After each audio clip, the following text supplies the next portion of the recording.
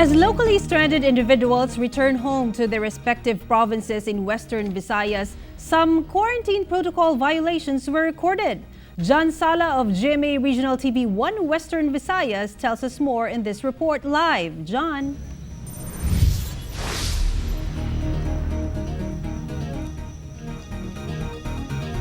Sara, locally stranded individuals and repatriated overseas Filipino workers make up more than half of the COVID-19 cases in Western Visayas. To make things worse, other LSIs and ROFs are breaking quarantine protocols, which prompt local government units to file charges against them and to intensify their quarantine measures. Locally stranded individuals and repatriated overseas Filipino workers registered as the most number of COVID-19 cases in Region 6. As of the latest case bulletin of the Department of Health Western Visayas, 163 of the 246 cases in the region are OFWs and LSIs. Since similar trends were also observed in other provinces in the country, the Interagency Task Force decided to suspend the Balik Probinsya program in order to institute better testing protocols to ensure that LSIs and OFWs are free of the virus prior to repatriation. Kita taman diri sa data sa aton sa Western Visayas na nag-increase ang aton nga mga positives tungod din sa mga LSI, no? Hindi gid gani sa mga OFWs nga nag-abot kundi LSI. LSIs that arrive at the port of Iloilo City aboard a ship Sunday morning were temporarily denied entry to the city due to a travel ban to and from Cebu.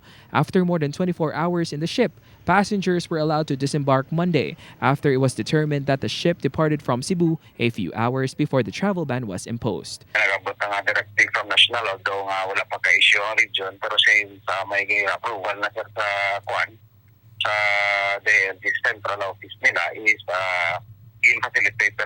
in two separate incidents in Iloilo City, locally stranded individuals broke quarantine protocols. Reports allege that these LSIs participated in social events, joined drinking sessions, and even went out to get a manicure. A disappointed Iloilo City Mayor Jerry Treñas ordered the filing of appropriate cases against the violators. Due to these incidents, the Iloilo City LGU decided to abandon using the unreliable rapid tests and will now subject suspected and probable cases to more reliable RT-PCR tests. All LSIs and OFWs will no longer be allowed to opt for home quarantine. Instead, they will be required to undergo facility quarantine. Isang nagligan pa nga simana nagpagawa na ko tubala sa memorandum para sa mga bihar kag sa barangay kay ang pa sa tanan nga LSI sa barangay gid man, no? In Leganes, Iloilo, a repatriated overseas Filipino worker was charged with resistance and disobedience to authority, violation of the Mandatory Reporting of Notifiable Diseases and Health Events of Public Health Concern Act, and the Bayanihan to Heal as One Act after she escaped from the quarantine facility of the town to go home to her family. Pangay ko sa cooperation because this for the protection of their families also. Pero may kundi ginaliwat-liwat nga ang kung stricto gani kita sa aton nga OFWs LSIs ang una naton ginaproteksyonan ng ila pamilya. Meanwhile, 201 BFP personnel who were exposed to a female fire officer from Cebu who violated quarantine protocols to join a despedida party in Boracay but was later found positive of COVID-19 were subjected to RT-PCR tests. So far, 196 of them tested negative, while the results of the remaining 5 BFP personnel are still pending.